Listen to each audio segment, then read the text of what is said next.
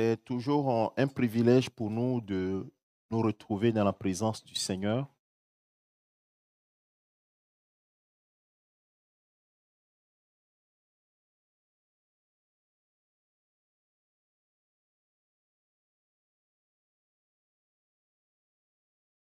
Avant d'aller dans le fond du message que je voudrais partager ce matin, je souhaiterais juste qu'on puisse lire d'abord un premier passage dans Éphésiens chapitre 1,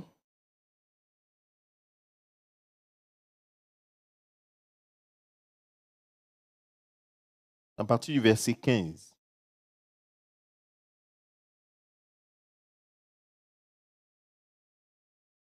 La Bible déclare, c'est l'apôtre Paul qui parle, donc dans son message, dans sa lettre envoyée aux Éphésiens.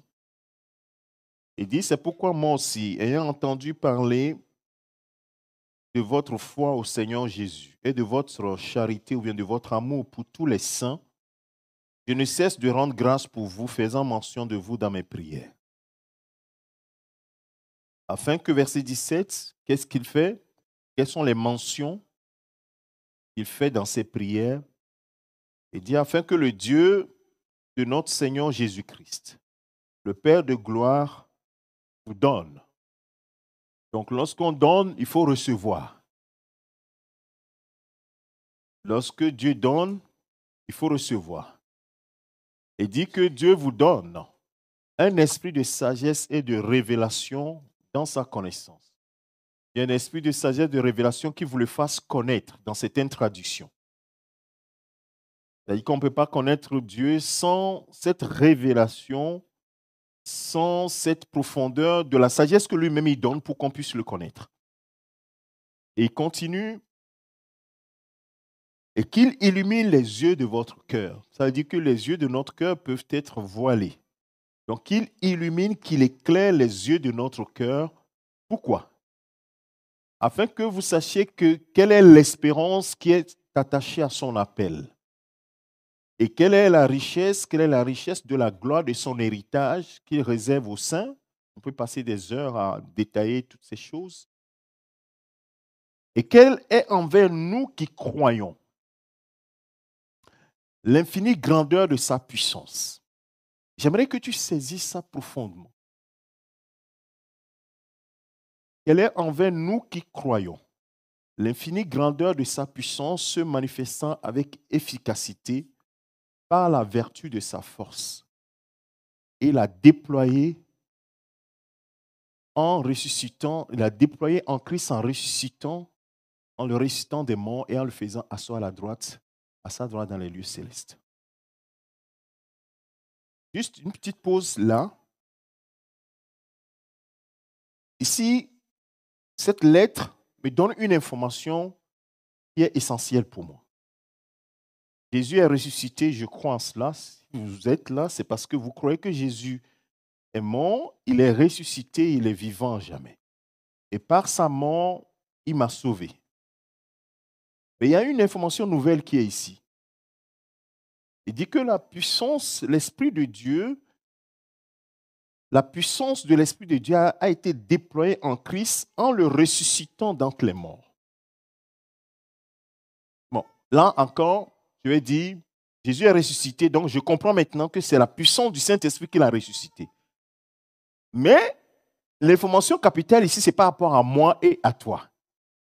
On dit que l'infinie grandeur de cette puissance-là, revient sur le verset 19, a été déployée, c'est-à-dire qui a été déployée en Christ, est maintenant à ta disposition. Quelle est envers nous qui croyons l'infinie grandeur de sa puissance se manifestant par efficacité dans la vertu de sa force. Il a déployé. Envers nous, c'est-à-dire nous qui croyons, cette puissance-là est à notre disposition.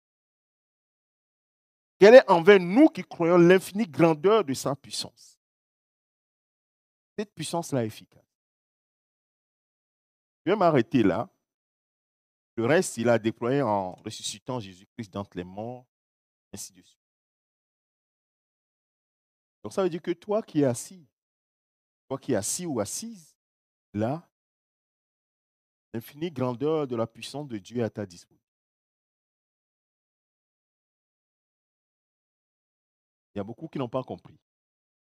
Je dis que toi qui es assis là, on dit que l'infinie grandeur de la puissance de Dieu est à ta disposition. La Bible dit que, Osée chapitre 4, verset 6, il dit, on peut périr faute de connaissance. C'est pourquoi l'apôtre Paul dit qu'il faut que le Seigneur puisse nous révéler des choses. Et c'est quand les choses nous sont révélées, vous connaîtrez la vérité. Et donc la vérité, quand tu connais la vérité, tu dis, mais c'est vrai. Alors il dit que la vérité te fait quoi? Va t'affranchir. Donc ça dit qu'il y a une chaîne qui va tomber tout de suite. C'est un mystère, hein? Mais les choses de Dieu, c'est comme ça que ça se passe.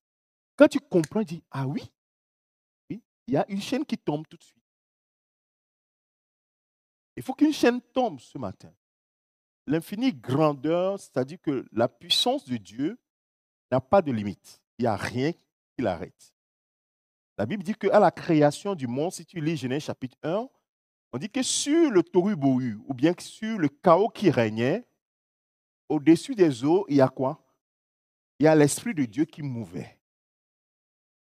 C'est pour cela que les deux éléments, j'aimerais que tu les retiennes très bien. L'Esprit de Dieu était à disposition. Maintenant, Dieu va parler. Dieu va parler et quelque chose va se passer. Donc, ça veut dire que cette puissance-là va se mettre en action. La puissance de Dieu va se mettre en action. Donc, l'Esprit de Dieu à notre disposition, c'est extraordinaire. Et lorsque la parole, l'Esprit et la parole matchent, il y a l'extraordinaire qui se produit, le surnaturel qui se produit. La parole a dit que tu ne garderas pas mon âme dans le séjour des morts. Jésus dit, le troisième jour, je vais ressortir. La parole est sortie. L'Esprit est à disposition. Les deux machins, lève-toi des morts. Troisième jour, il ne pouvait pas rester, il fallait qu'il sorte. La mort ne pouvait pas retenir. Parce qu'il y a l'Esprit et il y a la parole. Les deux marchent. Et lorsque les deux marchent, quelque chose de surnaturel se passe. Et la création a été faite comme cela. La création a été opérée, ou s'est opérée, ou bien les choses se sont opérées comme cela. Ça, c'est la première chose. Deuxième chose. Deuxième texte, Colossiens chapitre 1. Donc, ça veut dire que tu comprends, tu as déjà retenu ça. L'infinie grandeur de la puissance de Dieu est à ta disposition. On n'a pas dit ici que c'est à la disposition des pasteurs, des hommes puissamment oints, des ceci. Nulle part, c'est écrit comme ça. On dit que nous qui, tu crois ou pas? C'est ça la parole de Dieu. Hein? Nous qui croyons, moi je crois, donc ça veut dire que je crois que l'infinie grandeur de cette puissance est à ma disposition. Et la Bible me dit que même il habite en moi. Je suis le temple du Saint-Esprit. Donc ça veut dire que le Saint-Esprit qui a présidé à la création est en moi.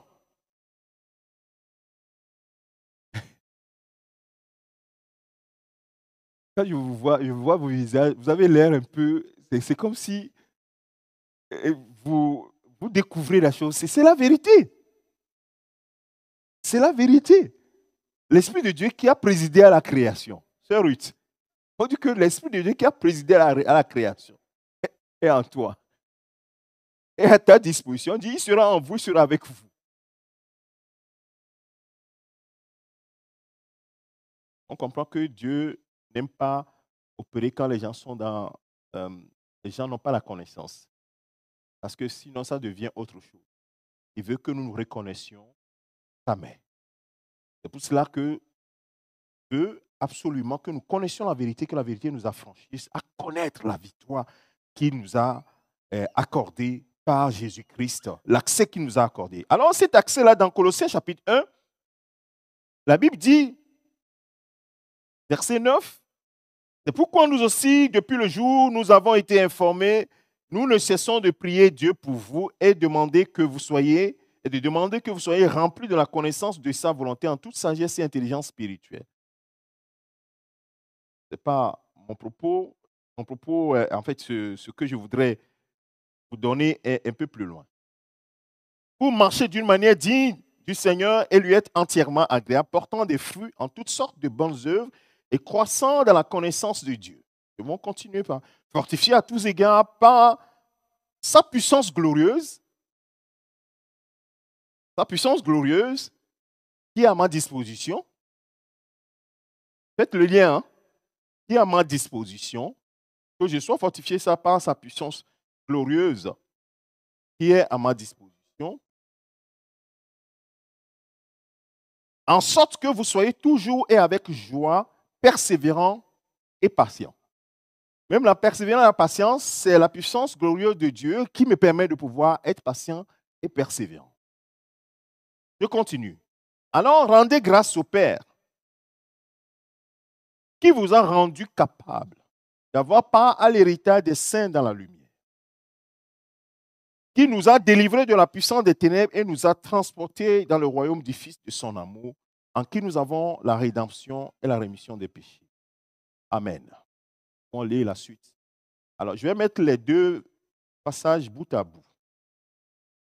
On dit que la puissance de Dieu qui a ressuscité Jésus d'entre les morts est à ta disposition. Il faudrait que tu rendes grâce au Père parce qu'il t'a rendu capable d'avoir part à l'héritage des saints dans la lumière. Donc, tu as l'Esprit de Dieu à ta disposition et tu as eu accès à quelque chose de surnaturel dans la lumière, dans un royaume où tu es appelé maintenant un héritier de Dieu. Bien aimé, les deux mis bout à bout te donnent une image. Ta position est une position privilégiée. Dans ce monde, ta position, elle est privilégiée. En tant qu'enfant de Dieu, en tant que chrétien, ta position est privilégiée. Je n'ai pas encore donné le titre de mon message. Hein. Est privilégiée. Si tu ne comprends pas ça, le reste sera difficile. Il faut d'abord que tu connaisses, tu comprennes et que tu acceptes ce positionnement que Dieu t'a accordé pour que tu puisses vivre dans ce monde-là une vie de victoire. Sinon, tu ne peux pas vivre la vie de victoire. C'est la connaissance de ce que tu as. Pierre et Jean disent aux paralytiques, ce que nous avons, nous te le donnons. Si tu ne sais pas que tu as, tu ne peux pas donner, ni tu ne peux pas l'exercer. Tu vas continuer par demander. Tu vas continuer par quémander, alors que tu l'as déjà. C'est pourquoi c'est important, pourquoi les prières de l'apôtre Paul, c'est des prières très profondes. Il dit que le Seigneur vous ouvre l'intelligence, que vous compreniez. Que l'infinie grandeur, la puissance qui a ressuscité Jésus d'entre les morts. Il est mort pendant 3 jours. Lazare, lui, il est mort 4 jours, n'est-ce pas? Jésus est arrivé devant le tombeau. Qu'est-ce que Jésus a fait? Qu'est-ce que Jésus a fait? Jésus a parlé. À votre avis, la parole là, Jésus a parlé, et puis le mort, de 4 jours, il s'est levé, il est sorti. C'est pas bizarre ça? Donc vous comprenez que la parole, il y a quelque chose qui est derrière, qui a pris la parole, l'ordre là, et qui a exécuté l'ordre. Comprends très bien, hein, qui a exécuté l'ordre pour que cela arrive à l'accomplissement. C'est ce qui s'est passé dans la création, Genèse chapitre 1. La Bible dit que Jésus-Christ, avant qu'il commence le ministère, la Bible dit que quand on le plonge dans l'eau, il sort de l'eau, le ciel s'ouvre, le Saint-Esprit descend sur lui. Luc chapitre 4, verset 1 dit que Jésus, rempli du Saint-Esprit, fait conduit par l'Esprit dans le désert. Le verset 14 dit que Jésus, maintenant revêtu de la puissance, on ne parle que de qui ça? Du Saint-Esprit. Revêtu maintenant de la puissance du Saint-Esprit, sa renommée se répandit partout. C'est Luc 14, verset 14. Ça veut dire que l'Esprit de Dieu avec nous, la parole de Dieu avec nous, nous rentrons dans ce qu'on appelle le surnaturel de Dieu. Mais si nous avons l'impression que nous avons un et l'autre n'est pas là, ça ne marche pas. Les deux, tu dois avoir la conscience des deux. Que l'Esprit est avec toi. Jésus n'a pas besoin. Il dit, je prie Père à cause de ceux-là. Je n'ai pas besoin de prier. Il dit, Lazare sort. Il dit, la lumière vienne. N'est-ce pas? Et qu'est-ce qui s'est passé? La lumière est arrivée. Il a juste parlé. et la lumière est arrivée. Mais la Bible dit que le Saint-Esprit était dans les environs. Maintenant, le Saint-Esprit est au milieu de nous. Alléluia. Et il est avec toi. Donc, tu as besoin de quoi alors maintenant? La bonne parole, n'est-ce pas? La parole. Ce matin, je vais parler de la parole. La parole. La puissance de la parole. C'est ça le titre de mon message. La puissance de la parole. Dans Proverbe chapitre 18, verset 21. Vous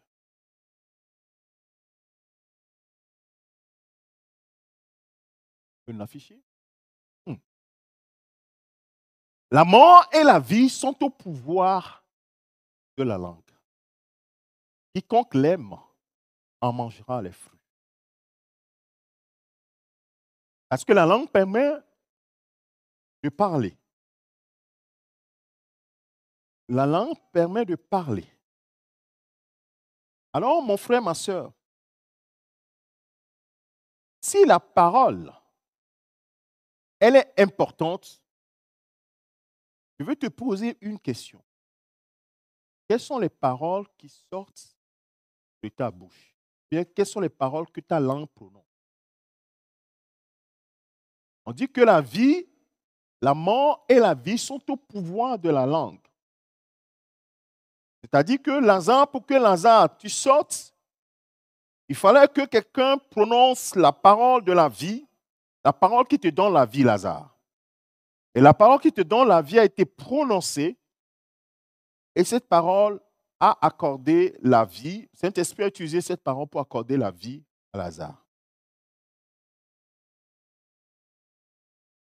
Alors, mon frère, ma soeur, si la puissance de Dieu, tu es le temple du Saint-Esprit, que le Saint-Esprit est à ta disposition, qu'est-ce qui sort de ta bouche?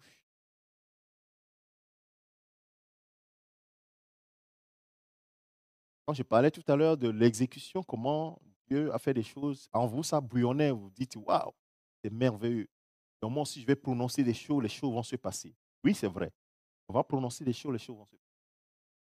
Mais fais un petit retour sur toute cette semaine. Regarde ce qui est sorti de ta bouche. Qu'est-ce qui est sorti de ta bouche? Je n'ai pas de réponse. Chacun sait. Parce que ce qui sort de notre bouche sera utilisé d'une manière ou d'une autre.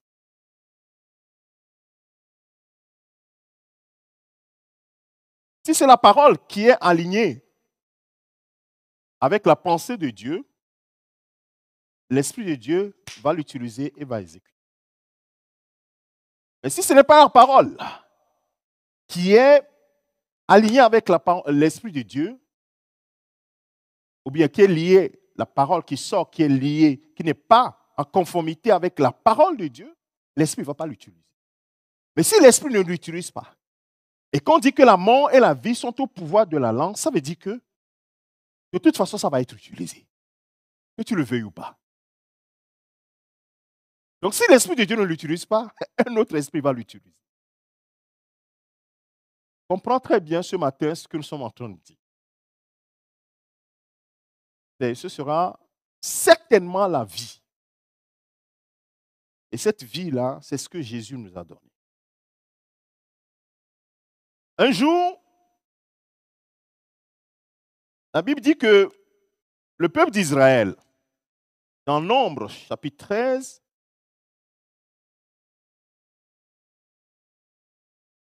Moïse a envoyé des espions pour explorer Canaan.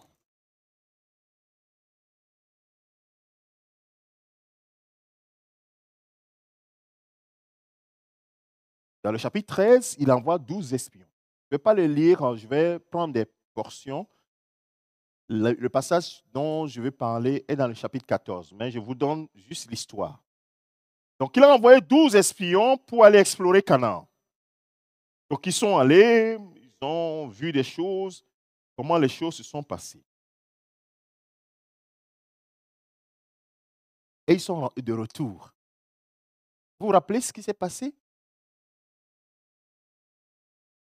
Il y a deux camps qui se sont formés. Eux tous, ils sont allés regarder la même chose. Mais quand ils sont revenus, il y a eu deux rapports. Le premier rapport, dans le verset 27 du chapitre 13, voici ce qu'il racontait à Moïse. Nous sommes allés dans le pays où tu nous as envoyés. À la vérité, c'est-à-dire que c'est vrai. Le pays, à la vérité, c'est un pays où coule le lait et le miel. Et en voici les fruits.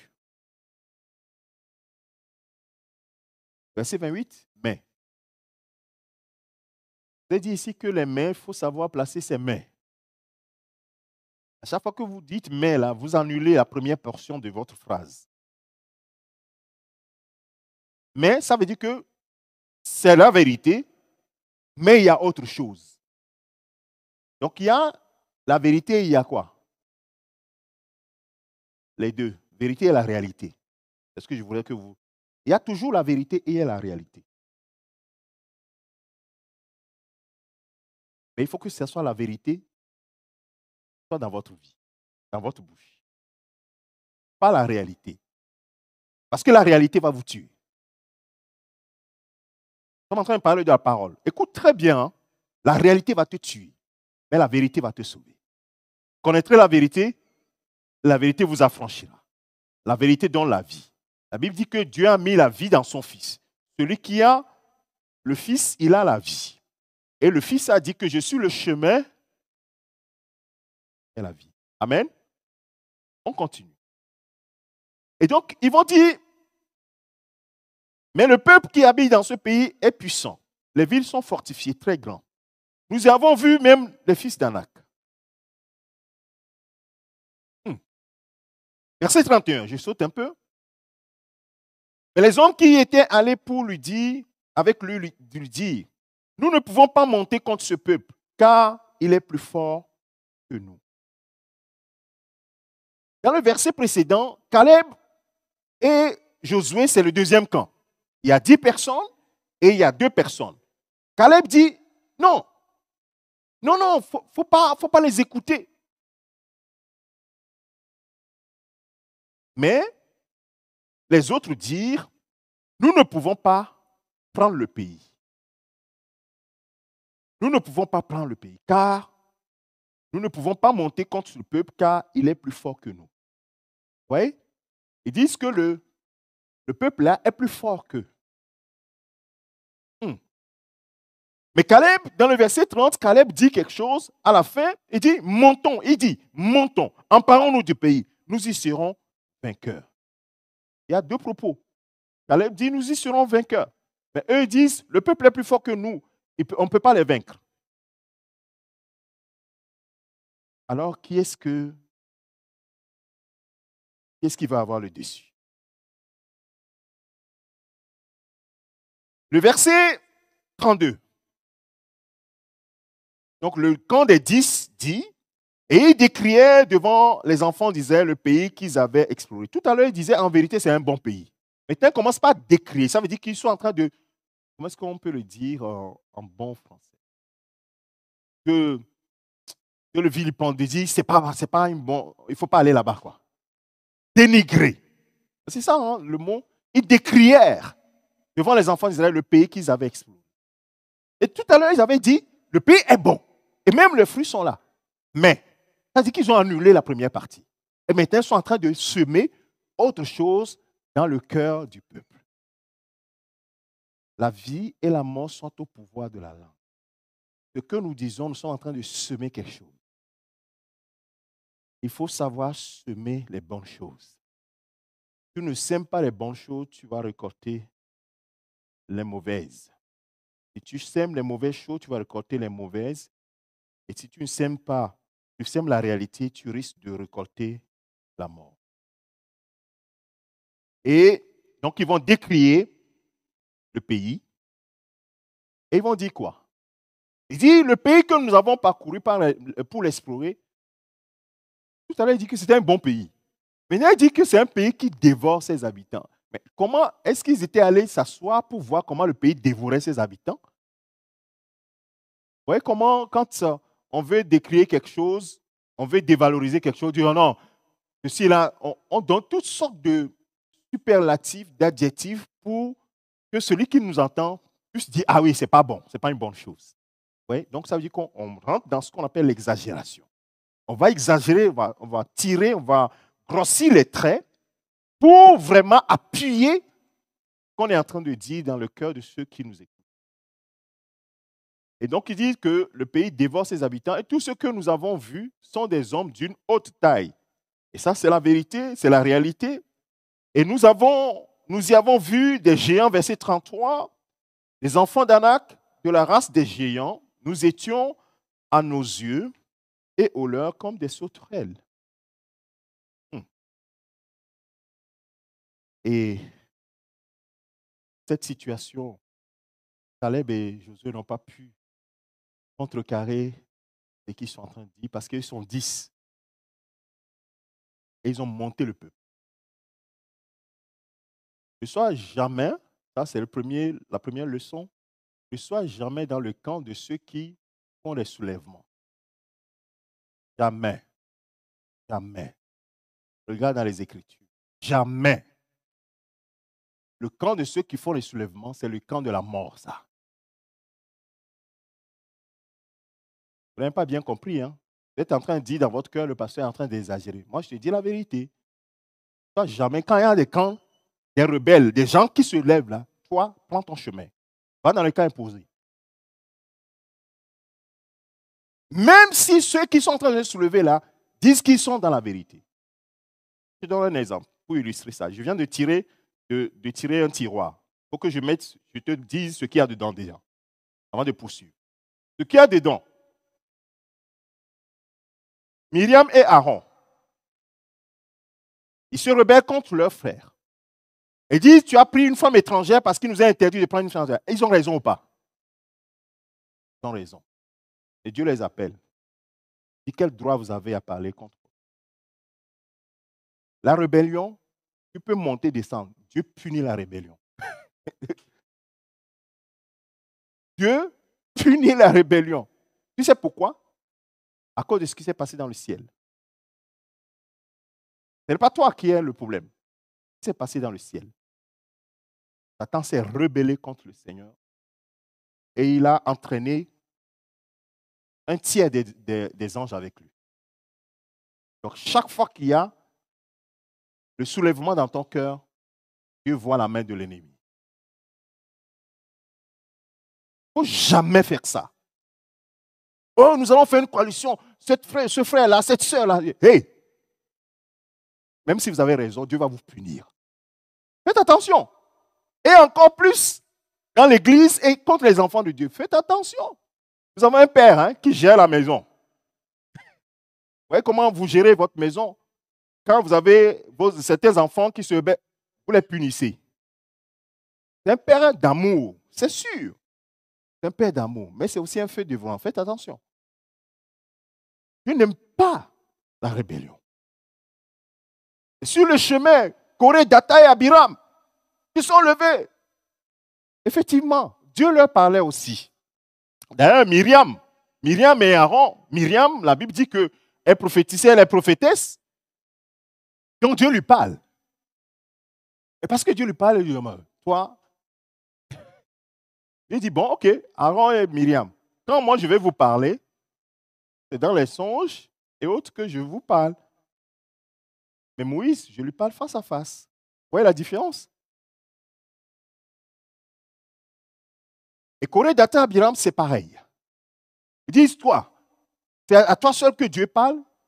À Moïse, il dit, bon, Moïse dit, ok, Dieu, il faut que tu nous départages aujourd'hui. Eux aussi vont venir. Moi aussi et mes hommes, nous allons venir et tu vas nous départager. Vous savez ce qui s'est passé après? La terre s'est ouverte.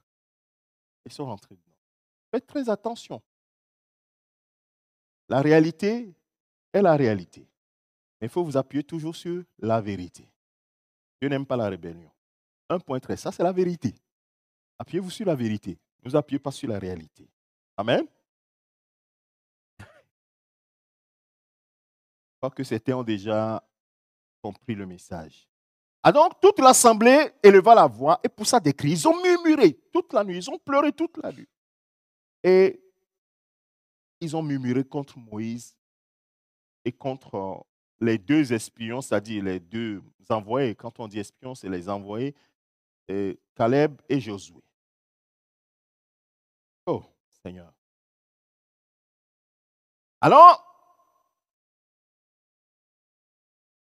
dans le verset 5, Moïse et Aaron tombèrent sur leur visage, en présence de toute l'assemblée, réunie des enfants d'Israël. Et parmi ceux qui avaient exploré le pays, Josué, fils de Nun, et Caleb, fils de Jephunneh, déchirèrent leurs vêtements et parlaient ainsi à toute l'assemblée des enfants d'Israël. Le pays que nous avons parcouru pour l'explorer est un pays très bon et excellent. Vous voyez les propos? Très bon et excellent. Qu'est-ce qui sort de ta bouche? Très bon et excellent. Très bon et excellent. Si l'Éternel nous est favorable, il nous mènera dans ce pays et nous le donnera. C'est un pays où coule le lait et le miel. C'est Dieu d'abord qui leur a dit ça. Que je vais vous emmener sur un pays, dans un pays où coule le lait et le miel. Donc il répète ce que Dieu a dit, que c'est un pays où coule le lait et le miel. Et c'est un pays excellent parce que Dieu ne donne pas ce qui n'est pas excellent. Alléluia. Dieu, c'est le Dieu d'excellence. Il faut que certains puissent l'écouter là.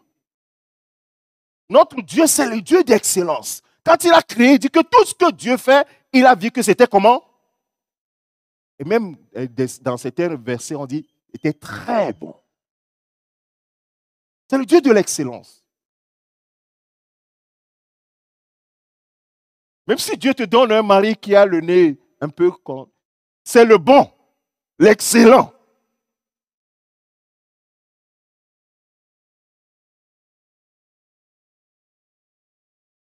Si Dieu te donne une femme qui a une grosse tête, c'est l'excellente femme qui fait te faut. Alléluia! Frère Julien, Dieu ne peut pas nous donner quelque chose qui n'est pas excellent pour nous. Pour nous, c'est excellent. Aux yeux des autres, ça peut être n'importe quoi, mais pour nous, c'est excellent. Il faut que tu dises que ma femme, elle est excellente. Voilà, ouais, il répète, la femme est excellente. Maman est à côté. Ouais.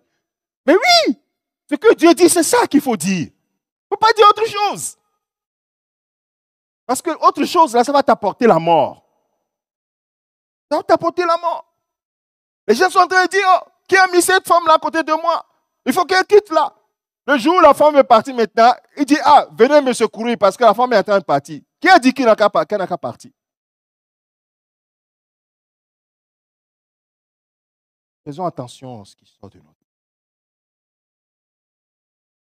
Alors, verset 9, seulement ne soyez point rebelles contre l'Éternel. Parce que Dieu a dit quelque chose, ne soyez pas rebelles. Alors, donc, comprends très bien. Hein? Donc, ça veut dire que si Dieu dit quelque chose et que nous disons le contraire, ça veut dire quoi? Que nous sommes en rébellion avec lui. En fait, nous ne comprenons pas ça comme ça. Hein? Supposons que Dieu dit, pardonne à ton frère. Et tu dis, moi, je ne pardonne pas à mon frère. Selon les Écritures, tu es quoi? Ah ouais? Est-ce que toi, tu le sens comme ça? Non, nous ne le sentons pas comme ça. Mais aux yeux de Dieu, c'est la rébellion. C'est pourquoi pour que Dieu et Jésus-Christ disent quel est l'élément qui nous permet de dire que tu m'aimes, il dit si tu gardes ma parole. Garder la parole, ça veut dire que tu considères que Dieu, c'est l'excellence. Ce qu'il dit est toujours excellent. Mais si tu t'opposes à cela, tu es en rébellion. Bien-aimé de Dieu, nous allons passer à la table à la Sainte Seine. Je ne sais pas pourquoi le Seigneur a permis que nous puissions parler de ceci. Mais nous allons pouvoir prier tout à l'heure. Tu as dit tellement de choses. Tu as dit tellement de choses. Il faut que tu renonces. Et Dieu peut nous pardonner. La Bible dit qu'il est miséricordieux, il est bon et il nous pardonne. Il y en a beaucoup qui ont dit, je ne veux pas me marier, je ne veux pas avoir d'enfants. Moi, j'écoute au travail même, il y a des jeunes qui me disent, oh, dans ce monde-là où il y a le réchauffement climatique, ceci, moi, je ne veux pas avoir d'enfants. Un beau jour, elle dit, bon, maintenant, je vais avoir les enfants. Mais ça ne marche pas comme ça. La vie n'est pas comme ça.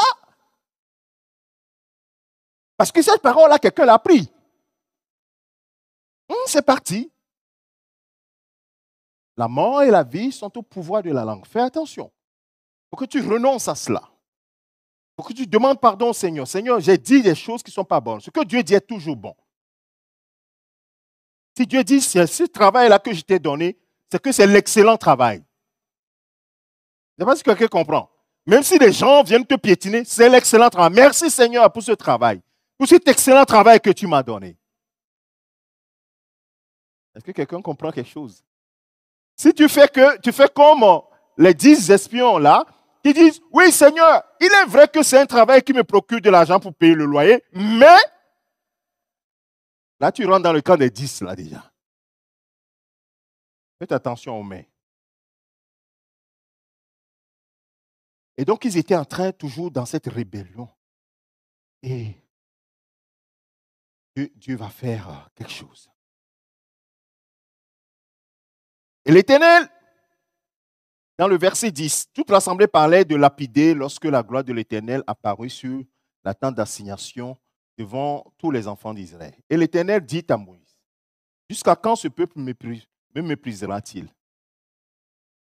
Un deuxième mot, la rébellion et le mépris. Ce que Dieu dit, si toi tu dis le contraire, Dieu considère que tu l'as méprisé. Ce sont des choses que nous sommes des enfants de Dieu. Tu vois, il y a un code de conduite. Nous avons été transportés, c'est pourquoi je vous ai lu les deux premiers passages. Nous avons été transportés, le deuxième Colossiens 1 dit que nous avons été transportés du royaume des ténèbres pour nous amener dans le royaume de lumière maintenant. Il y a un code de conduite. Il y a une façon de parler, il y a une façon d'agir. Dans ce royaume de lumière-là, l'esprit règne. Et c'est la parole qui est créatrice. On parle et la chose arrive. On déclare et la chose s'accomplit. On ne parle pas n'importe comment. On ne parle pas n'importe comment. Il faut que tu le comprennes. Et donc Dieu dit, ils ont méprisé. Ils m'ont méprisé. Jusqu'à quand ne croira-t-il pas en moi, malgré tous les prodiges que j'ai faits au milieu de lui? C'est pourquoi si tu cherches que les miracles, tu annonces que tu es sur un mauvais chemin. Cherche Dieu des miracles. Ne cherche pas les miracles. Cherche le Dieu des miracles. Je ne sais pas si quelqu'un a compris. Parce qu'il est plus élevé que les miracles. Parce que les miracles ne changent pas le cœur d'un homme. Hein. Les miracles ne changent pas le cœur d'un homme. Dans ma petite expérience, nous aussi, on a vu ça. Les gens font de grands témoignages, mais tu le vois demain, voilà, Dieu, on s'en fout de toi. Oui, les miracles ne changent pas un cœur. C'est Dieu qui change le cœur. Attache-toi à Dieu et non pas au miracle. Dis comme Shadrach, Meshach, Abednego, je sais que Dieu peut me délivrer de cette situation. Et s'il ne te délivre pas, tu vas faire quoi? Et ces jeunes hommes ont dit que, et même si tu ne nous délivres pas, nous n'allons pas aller nous prosterner devant les idoles. C'est ça qu'il faut dire. Oh Seigneur, si cette année 2025, je ne me marie pas, qu'est-ce que tu vas faire? Plutôt si tu dis ça, Dieu dit, bon, ok, je ne vais pas te donner, là, je vais voir ce que tu vas faire. Il ne faut jamais faire ça. On ne donne pas de défis à Dieu. Hein? Pas donner des défis à Dieu. Hein?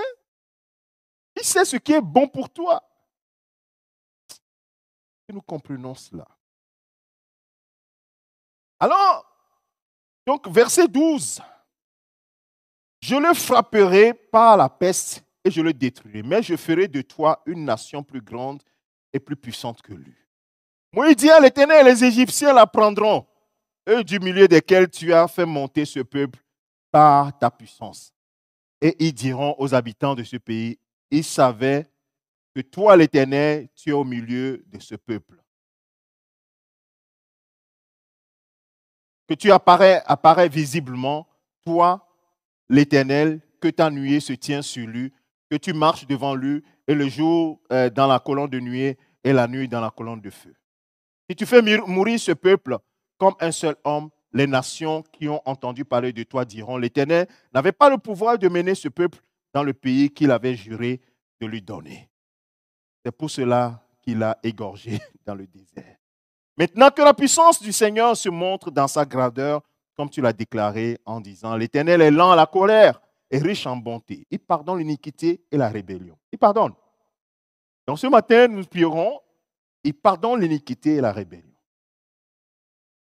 Et le problème, c'est qu'il ne tient pas le coupable pour innocent.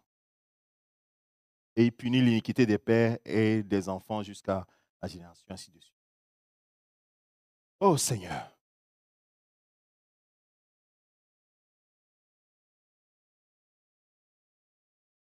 Dans le verset 22, excusez-moi. Tous ceux qui ont vu ma gloire et les produits que j'ai faits en Égypte et dans le désert, qui m'ont tenté déjà 10 fois et qui n'ont point écouté ma voix, tous ceux-là ne verront point le pays que j'ai juré à leur père de leur. Tous ceux qui m'ont méprisé ne le verront. Et parce que mon serviteur Caleb a été animé d'un autre esprit et qu'il a pleinement suivi ma voix. Les mots sont forts, hein, pleinement suivi ma voix. C'est-à-dire à garder ma voix, à garder ma parole. Et je le ferai entrer dans le pays où il est allé et ses descendants le posséderont. Waouh! Et c'est ce qui s'est passé. Je vais sauter jusqu'au verset 28. Et je vais arrêter l'histoire là. Parce que le couronnement est là. Dis-leur, ceux qui ont monté les gens, ceux qui ont été rebelles, ceux qui n'ont pas suivi ma voix, dis-leur, je suis vivant, dit l'Éternel. Vous ferez ainsi que vous avez parlé à mes oreilles. C'est terrible ça. Bien aimé, ce que tu dis, tu as l'impression que c'est toi seul qui parle. Dieu, il écoute. Il écoute tout ce que tu dis. Satan aussi écoute. Les démons aussi écoutent. Les anges écoutent. Tu n'es pas seul. Nous ne sommes pas seuls ici. Tout ce que nous disons là, écoute. Qu'est-ce qui sort de ta bouche? Quand tu es seul dans ta maison, oh, moi j'en ai marre de cette vie-là. J'en ai marre de ceci.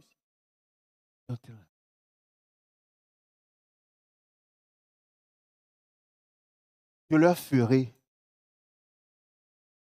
je vous ferai ainsi que vous avez parlé à mes oreilles. Oh, c'est terrible ça. Et il dit, à partir de 20 ans, et au-dessus là, vous ne rentreriez pas. Parce que vous avez dit que ce n'est pas un bon pays, n'est-ce pas? Bon, ok, vous allez tomber, vous n'allez pas rentrer. Et vos enfants dont vous parlez, vous dites, oh, nos enfants seront la proie à ces géants, tout ça là. Ce sont eux qui vont regarder là. Parce qu'eux, ils sont sans connaissance. C'est vous qui vous êtes rebellés. Au lieu de croire en moi. Et il n'y aura que Caleb et Josué qui rentreront. C'est terrible. Quand tu fais le calcul du nombre de personnes qui sont tombées dans ce désert-là, c'est terrible. Et dans le Nouveau Testament, on dit, hey, faites attention. Ne soyez pas rebelles comme eux. Tout cela a été écrit pour notre instruction. Bien aimé, ce n'est pas pour te frayer ce matin. C'est juste pour te dire, fais attention à ce que tu dis, à ce que tu prononces. Tu dois prononcer les paroles qui viennent des Écritures. Alors, je viens à quelque chose pour t'amener maintenant à la prière. Tout cela, c'est pour te faire prendre conscience, pour heurter ta conscience, dire waouh! Oui? Si Dieu dit que je leur ferai comme ils ont dit, ils ont parlé à mes oreilles, ça veut dire que si tu dis des bonnes choses, il fera aussi comme tu as dit à ses oreilles. Amen. Et si Dieu dit, mon fils, j'ai fait la provision, c'est un exemple que je donne, de la guérison pour toi. Et tu as été guéri depuis 2000 ans à la croix. Qu'est-ce qu'il faut que tu répètes? Merci Seigneur de ce que tu as pourvu, je suis guéri. C'est ce qu'il te demande. Mais la réalité, c'est que tu souffres. C'est pourquoi je dis que la réalité nous tue. Mais la vérité, c'est ça qui nous sauve. C'est pareil pour le salut. Le salut, est-ce que quelqu'un est descendu comme ça, tes péchés étaient quelque part? La Bible te dit qu'il a effacé l'acte dont les ordonnances te condamnaient, qui subsistaient contre toi. Est-ce que tu es allé voir un acte quelque part où on a dit que tes péchés là sont effacés? Tu as cru, n'est-ce pas? Et pourquoi le reste, tu ne crois pas au reste des Écritures? Et lorsque Dieu dit que tu es la tête et non la queue, maintenant toi tu dis que de toute façon dans ce travail-là, je sais que je ne serai jamais prospère. Mais pourquoi tu parles comme ça? Pourquoi nous voulons dire des choses qui ne sont pas bonnes sur nos vies? Dis-moi. Pourquoi nous disons des choses mauvaises sur notre foyer, sur notre maison, sur la vie de nos enfants? Et nous voulons que Dieu fasse le contraire. Comment c'est possible? Bien-aimé, à partir de ce matin, tu vas commencer par déclarer autre chose sur ta propre vie. Parce que tu sais que la mort et la vie sont au pouvoir de la langue. Et il fera ce qui vont monter dans ses oreilles. Et je te dis que la vie, c'est ce que lui l'a dit, c'est la vérité. Prononce la vérité. Répète la vérité. C'est pourquoi, quand ce qui concerne le salut, il y a cette parole que, bon, je comprenais un peu, mais ça devient encore plus réel dans ma tête. Dans Romains chapitre 10, il dit, la parole est dans ta bouche. Romains chapitre 10, à partir du verset 8, verset 9, par là. Que dit-elle donc? La parole est près de toi, dans ta bouche et dans ton cœur. Or, c'est la parole de la foi que nous prêchons. La parole est dans ta bouche et dans ton cœur. Alors, pour que tu sois sauvé, écoute ce que la parole de Dieu dit, verset 9. Si tu confesses de ta bouche, pourquoi tu dois toujours parler? Pourquoi Dieu ne va pas voir dans ton cœur que tu crois et puis c'est tout? Il faut que tu parles. Parce qu'il faut que l'Esprit prenne ce que tu vas dire pour faire la transformation sur ta vie. Mais oui, frère, c'est vrai. Il faut que la parole sorte pour que l'Esprit puisse... Ce qui s'est passé dans Genèse, ça doit s'opérer dans ta vie. Il faut que tu prononces ça. Que oui, Jésus-Christ, j'étais pécheur. Maintenant, Jésus, je crois que tu es mort à la croix pour moi et que tu m'as donné la vie. Alors que tu es mort et tu prononces ces paroles-là, qu'est-ce qui se passe? L'Esprit prend la parole et te donne la vie. C'est ça qu'on appelle la nouvelle naissance. Tu vas dire, oh, moi je ne vais pas... Je sais que je crois en lui. Mais les démons aussi croient là. Les démons croient. Mais ils ne vont pas confesser que Jésus-Christ est Seigneur.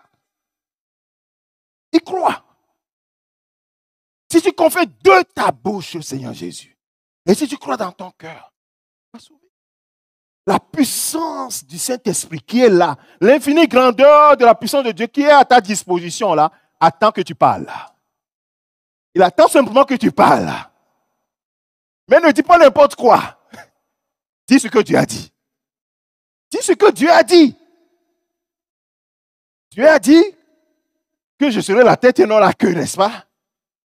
Je serai la tête et non la queue. C'est ce que Dieu a dit. Je ne sais pas comment il va faire. Dieu a dit que je suis béni de toutes les bénédictions spirituelles dans les lieux célestes. N'est-ce pas? Donc je ne suis pas maudit, je suis béni alors. Donc je dis que je suis béni. David dit, psaume 23, l'Éternel est mon berger, je ne manquerai de rien. Oh, moi de toute façon dans ma vie, j'ai toujours manqué de tout. Et bon, ben, c'est comme ça, ma vie c'est comme ça. Je suis en train de répéter les propos de quelqu'un ça. Hein? Mais David, lui, étonnamment, David dit, l'Éternel est mon berger et je ne manquerai de rien. Bon, Seigneur, si David a dit ça, moi aussi à partir d'aujourd'hui, je vais déclarer, Seigneur, tu es mon berger, je ne manquerai de rien. Jusqu'à ce que tu te rendes compte, mais en fait, tu ne manques plus de rien. Dit, ça veut dire que tu seras comme dans un rêve. Bien-aimés, commençons par transformer nos propos. Il y a certains qui sont des spécialistes, qui disent mal des choses sur leur propre vie, sur la vie des autres, sur leur propre famille. Ce n'est pas bon, frère. Il faut que tu chantes, tu te répandes de ça. Et ils vont même dire du mal de leur propre église. Oh, de toute façon, notre église, ça ne va jamais grandir. Ah! Est-ce que ça, c'est un bon propos, ça? Oh, de toute façon, moi, je sais que je ne vais pas progresser, je ne vais pas prospérer dans ce pays. Tu ne vas pas prospérer. De toute façon, moi, je n'aime pas les riches. Moi, je ne veux pas être riche. Je veux juste avoir le minimum. Le problème, c'est que tu as oublié que tu avais dit ça. Donc, maintenant que tu as le minimum, tu dis, oh Seigneur, je veux plus. Il dit, mais tu as oublié ce que tu avais dit. Tu dis que tu veux que le minimum. Qu'est-ce que toi et moi, nous avons dit dans le passé? Si le Saint-Esprit te rappelle quelque chose, commence par te repentir. Seigneur, je te prie, pardonne-moi. Oh Seigneur, pardonne-moi. J'ai parlé trop vite. Vous vous rappelez ce que Job a dit? Mon oreille avait entendu parler de toi. Et moi aussi, j'ai raconté plein de choses. Maintenant, là, mon œil te voit. Ce matin, si quelqu'un peut se repentir, ce matin, peut changer de position en disant, Seigneur, à partir d'aujourd'hui, je vais parler ta parole. Puis ma vie. Je vais dire ce que tu veux que je suis. Je vais dire ce que tu me dis que je suis. Et dis que le pays où je vous mènerai, c'est un pays où coule le lait et le miel. Et pourtant, c'est un pays désertique. Hein? Je ne sais pas si vous savez. C'est un pays désertique. Mais pourquoi Dieu dit que c'est un lieu où coule le lait et le miel? C'est un lieu d'abondance, un lieu où je veux vous faire prospérer, tout ça. Dis que, oui Seigneur, ce lieu-là, c'est un lieu d'abondance. Répète, parce que toi, tu es limité. Mais lui n'est pas limité. Alléluia. Lui n'est pas limité. S'il dit cela, c'est qu'il a le pouvoir de changer la situation. C'est pas ce que tu comprends. Il a le pouvoir de changer la situation. Oh, moi, j'ai toujours avorté. De toute façon, moi, je sais que c'est après 5 avortements que je vais avoir mon enfant. Mais pourquoi tu veux dire ça? Pourquoi tu ne veux pas dire que, Seigneur, il est écrit que même vos femmes n'avorteront pas, vos bêtes même n'avorteront pas. Je veux que cette parole s'exauce dans ma vie. Pourquoi tu ne peux pas prononcer ça? Bien aimé, arrêtons la position de victimisation. Cette position, ce n'est pas une position que Dieu aime. Dieu n'a jamais aimé la position de victime. C'est-à-dire que, oh, moi tout va mal. C'est-à-dire qu'il y a certains, quand les gens disent, oh, pauvre, vraiment, ils sont heureux. Non, Dieu n'a jamais aimé cette position de victime. Cette position de foi, mon frère, ma soeur. Et la foi vient de ce que l'on entend, ce que l'on entend vient de la parole de Dieu. Romains chapitre 10, verset 17, de la parole de Dieu. Et c'est ce que Dieu dit là, qui est toujours la vérité et qui donne la vie. C'est ça qui donne la vie. Et donc à partir de ce matin, frères et sœurs, j'aimerais que dans notre bouche, qu'on n'entende que des paroles de bénédiction. Est-ce que tu peux faire, bon, peut-être si je dis que tu vas faire le vœu, parce que tu risques de, même ce soir même, de rompre ce vœu, tu vas juste demander au Seigneur de t'encourager, de t'aider. Parce que je ne veux pas te mettre dans le péché, parce qu'il a dit, oh Seigneur, jamais je ne vais plus dire ça. Et le soir même, tu vas commencer déjà. Non, on va pas. Donc, on va demander pardon au Seigneur, qui nous accorde la grâce. Qui nous accorde la grâce de pouvoir faire la grâce de pouvoir parler la parole de Dieu. De pouvoir dire ce que Dieu dit que nous sommes. Bien-aimé, Dieu dit que tu es vainqueur. Tu es vainqueur sur le péché. Il ne faut pas dire, oh, de toute façon, moi, le péché me terrasse tout le jour. Donc, oh, non. Dieu dit que tu es vainqueur sur le péché. Alléluia. Dieu dit qu'avec Dieu, nous ferons quoi? Oh, il écrasera nos ennemis. Et c'est ça que tu dois confesser. Avec Dieu, je ferai des exploits là. Peu importe là où on t'amène. Si Dieu est pour toi, qui sera contre toi? Oui, la Bible dit que Dieu était avec Joseph. Dieu était avec Joseph. Même dans la maison de Potiphar, loin de sa famille, la Bible dit que le Potiphar voit que ce jeune homme-là, une grâce est sur sa vie. Il confie tout ce qu'il y a dans sa maison. Maintenant, il arrive en prison. Il arrive en prison. Le chef de la prison dit, le gars là, il y a une grâce. Il confie tout dans la prison. Bien-aimé, c'est Dieu qui doit être avec toi. Ce n'est pas autre chose. Il ne faut pas chercher les choses. Que la bénédiction vous suivra, vous accompagnera. La seule chose, c'est d'être aligné avec Dieu là. Alléluia. Aligne-toi avec Dieu. Tu peux être dans un travail où personne n'évolue jamais. Mais toi, tu vas prospérer. Parce que Dieu est avec toi. Et c'est ça que tu dois prononcer. Seigneur, il est écrit. Il est écrit. Vous voyez, là où c'est important, ce n'est pas seulement au moment de prière de combat. Il est écrit. Il faut le dire sur ta propre vie aussi. Il est écrit. Oh Seigneur, regarde mes finances. Il est écrit. À partir d'aujourd'hui, commençons par faire ça là. Commençons par faire l'exercice. Seigneur, tu viens de nous enseigner ce matin que la vie et la mort sont au pouvoir de la langue. Et nous voulons prononcer ta parole. Tu as dit que je suis béni. Que ce n'est pas à moi d'emprunter, mais je vais prêter aux gens. Ce n'est pas à moi de faire ceci ou cela. Et que Seigneur, tu pourvoiras à tous mes besoins selon ta richesse avec gloire en Jésus-Christ. Voilà les paroles que je vais prononcer maintenant. Et que je suis béni, mes enfants sont bénis. Mon foyer est béni. Oh, j'ai la bonne santé. Et dit dans 3 Jean 2, dit, quoi, j'aimerais que tu prospères à tous égards et que tu sois en bonne santé comme prospère. Seigneur, je saisis cette parole-là. Je saisis cette parole-là. Je vais être en bonne santé. La réalité de la maladie est là. Hein? Moi, je proclame la bonne santé. Et comme l'infinie grandeur de la puissance de Dieu est à ton niveau, qu'est-ce qui va se passer? La parole, l'Esprit de Dieu, le miracle. Alléluia. Tu vas te lever, nous allons prier, bien-aimé de Dieu.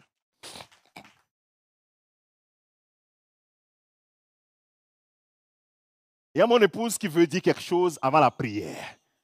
Je ne sais pas ce qu'elle veut dire, mais elle n'a qu'à parler. Bien. Amen. Je me permets de prendre la parole, ce n'est pas habituel, mais durant toute la semaine, c'est le message que j'ai reçu. On ne s'est pas concerté. Hein. Proverbe 18 qu'on a cité, exactement, la parole, la vie et la mort sont au pouvoir de la langue. Et je méditais, le Seigneur me dit, tu dois le communiquer. Et donc, je me suis dit, bon, peut-être je vais préparer ça pour la réunion des femmes. Et c'est ce que j'ai commencé à faire. Je n'ai pas communiqué comme il a dit. C'est ma méditation personnelle. Et ce matin, c'est trop fort. Donc, je voulais, le Saint-Esprit me dit, j'ai dit non, bah voilà, ce n'est pas dans mes habitudes, mais le Saint-Esprit me dit non, lève-toi, prends la parole et confirme pour que le peuple de Dieu sache que c'est ce qu'il voulait qu'on écoute ce matin. Alléluia. Toute la semaine, j'ai été... je n'ai fait que méditer ça. Disons-le simplement comme ça. Amen. Alléluia. Merci, merci, oh Jésus, merci. Merci, oh, merci, oh Jésus, merci. Merci, oh, Jésus, merci. Thank you, oh Jesus, thank you. Thank you, oh Jesus, thank you. Thank you, oh, Jesus, thank you. Thank you, oh, Jesus, thank you. Thank you, oh, Jesus, thank you. Thank you, oh, Jesus, thank you. Thank you, oh, Jesus, thank you. Thank you, oh, Jesus, thank you. Happy, happy, oh, yes, oh, happy. Happy, oh, yes, oh, happy. Happy, oh, yes, oh, happy. Happy, oh, yes, oh, happy. Happy, happy, oh, yes, oh, happy. Happy, oh, yes, oh, happy. Happy, oh, yes, oh, happy. Happy, oh, yes, oh, happy. Merci, oh, ma petite, merci. Merci, oh, ma petite, merci. Merci, oh, merci, oh, ma petite, merci. Merci, oh, ma petite, merci. Merci, oh, ma petite, merci. Merci, oh, ma petite, merci. Merci, oh, ma petite, merci. Merci, oh, merci, merci.